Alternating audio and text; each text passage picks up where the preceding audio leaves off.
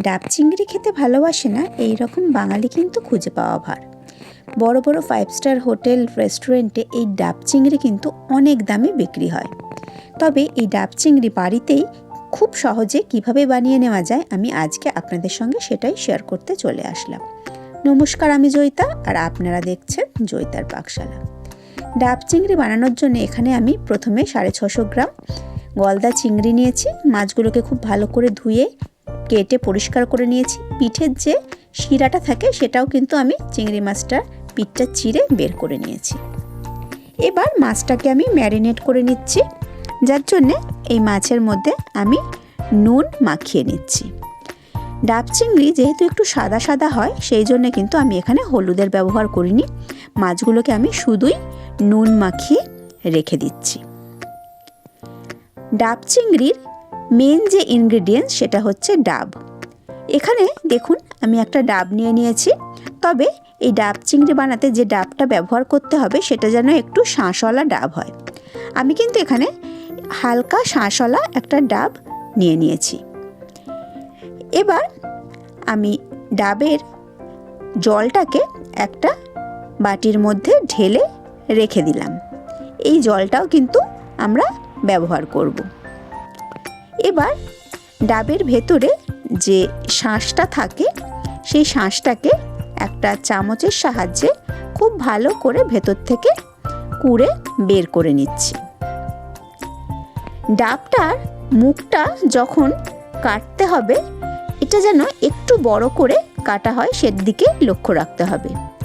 বাড়িতে সাধারণত এই রকমভাবে ডাব কাটতে একটু অসুবিধা হয়, সেই জন্য কিন্তু আমি বাজার থেকে ডাবটা এইরকমভাবে কেটেই নিয়ে এসেছি।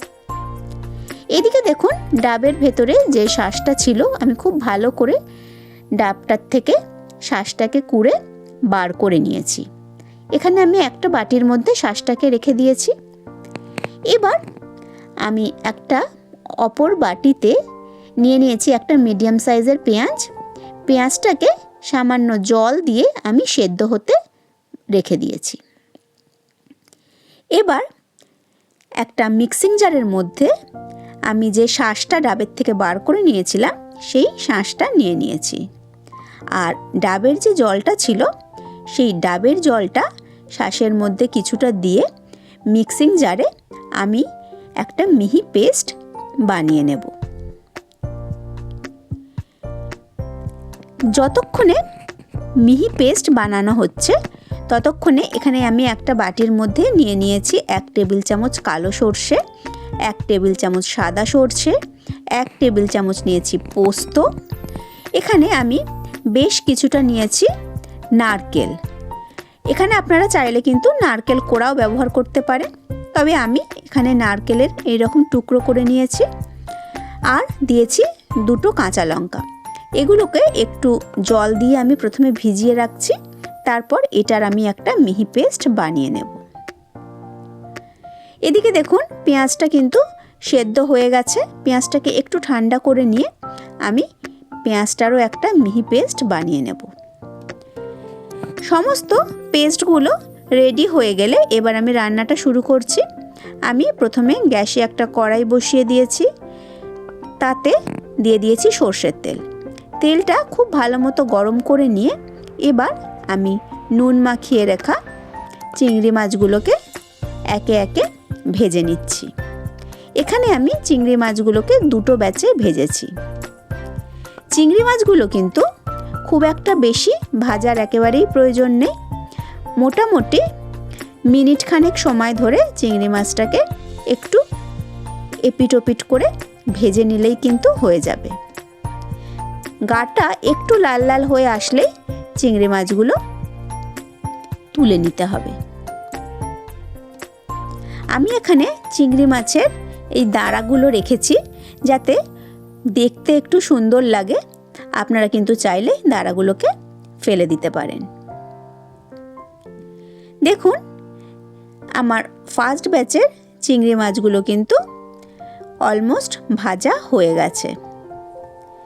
এবার আমি চিংড়ি মাছগুলোকে একে একে তেল থেকে তুলে নিচ্ছি। সমস্ত চিংড়ি মাছগুলোকে আমি একে একে তেল থেকে তুলে নিয়ে সেকেন্ড ব্যাচের মাছগুলোও কিন্তু ওই একই রকমভাবে আমি ভেজে নিচ্ছি।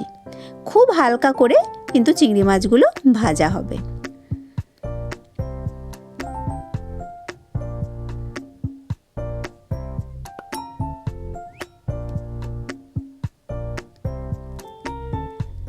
সেকেন্ড ব্যাচের মাছগুলো ভেজে তুলে নিয়ে এবার আমি যে পেঁয়াজের পেস্টটা করে রেখেছিলাম সেই পেঁয়াজের পেস্টটা ওই চিংড়ি মাছ ভাজা তেলের মধ্যেই আমি দিয়ে দিয়েছি। পেঁয়াজটা দিয়ে আমি খুব ভালো করে একটু কষিয়ে নিচ্ছি। 30-40 সেকেন্ড পেঁয়াজটা দিয়ে ভালো মতো লো ফ্লেমে নাড়াচাড়া করে নিয়ে তারপর আমি এর মধ্যে দিয়ে দিয়েছি আদা আর রসুন বাটা। আদা রসুন বাটাটা দিয়েও আমি আবারও কিছুক্ষণ ভালো করে কষিয়ে নিচ্ছি, যতক্ষণ না আদা রসুনের কাঁচা গন্ধটা চলে যায়।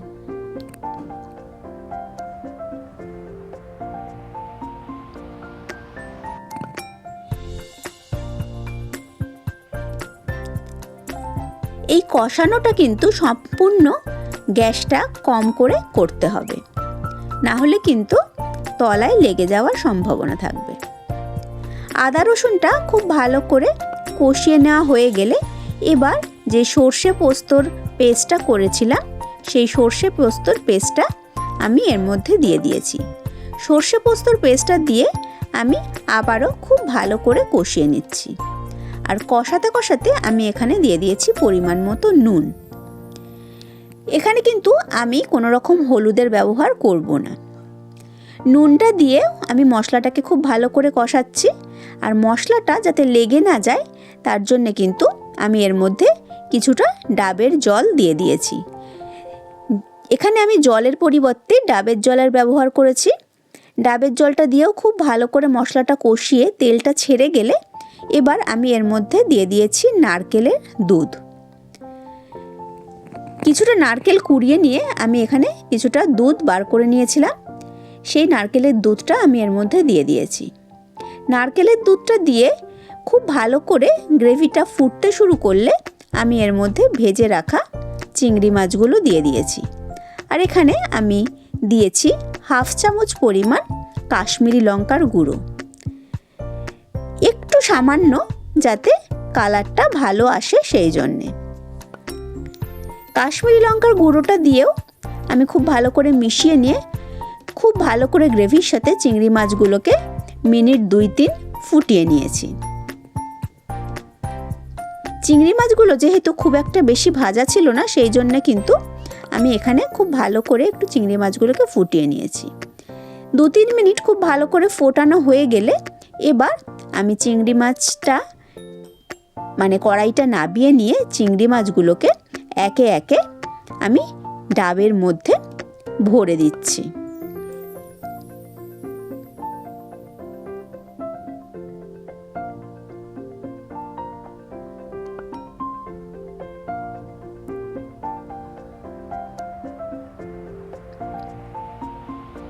সমস্ত চিংড়ি মাছগুলোকে ডাবের মধ্যে একে একে আমি ভরে নিয়েছি। আর যে গ্রেভিটা ছিল সেই গ্রেভিটাও আমি চামচে করে করে ডাবের মধ্যে দিয়ে দিচ্ছি। গ্রেভি আর চিংড়ি মাছটা ডাবের মধ্যে দেওয়ার পরে এবার যে ডাবের শাঁসটা আমি মিক্সিতে একটা মিহি পেস্ট বানিয়ে রেখেছিলাম সেই ডাবের শাঁসটাও আমি এর মধ্যে দিয়ে দিয়েছি। সমস্ত কিছু দিয়ে খুব ভালো করে আমি ডাবের ভেতরে ঢুকিয়ে দিয়ে এবার ডাবের মুখটা আমি সিল করে দেব। তার জন্যে আমি এখানে কিছুটা আটা মেখে রেখেছিলাম আগেই, সেই আটাটা আমি ডাবের মুখের মধ্যে দিয়ে ডাবের যে কাটা অংশটা ছিল তার চারিদিক দিয়ে খুব ভালো করে আমি আটা দিয়ে আটকে মুখটাকে সিল করে দিয়েছি।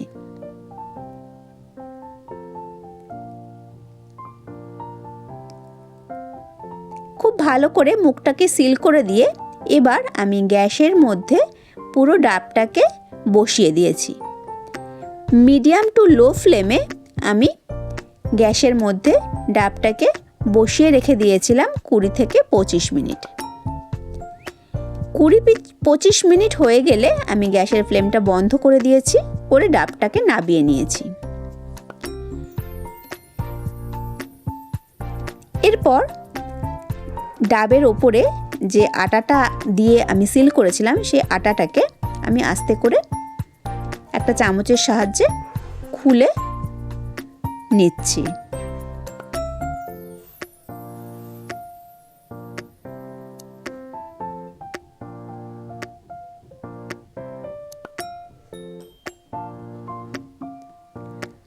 আমাদের ডাব চিংড়ি কিন্তু একদম রেডি।